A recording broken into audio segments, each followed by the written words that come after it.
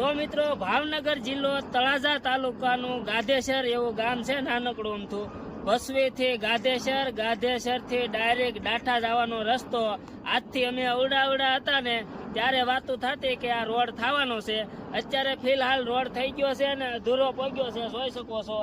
1 ઇંચનું દળે રોડ છો છે અને આ ભાજપનો ભ્રષ્ટાચાર છે. તો તમે કંઈક વિડીયોને શેર કરો અને આગળ વધારો અને રોડનું તાત્કાલિક કામ પૂરું થાય એવી અમારી આશા છે.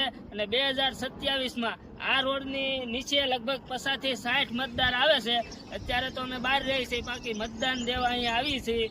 અને ગાધેસરથી ડાઠા જાય ને વચ્ચે ઝૂંપડા ગામ આવે, એક નાનું અમથું ઝૂંપડપટ્ટી છે. 50 થી 60 મત આવે છે અને એ લોકો ફૂલ હેરાન થાય છે. તો આ સરકારને મારી નમ્ર વિનંતી, વહેલા તે પહેલા રોડનું કામકાજ ચાલુ થાય. અને અત્યારે જો હેઠો મૂકી દીધો છે રોડ, અને ખાસ અત્યારે તો રોડનું કામ કાસું થતું હતું એટલે બંધ કરાવવામાં આવ્યું છે. તો સરકારને નમ્ર વિનંતી, અપીલ.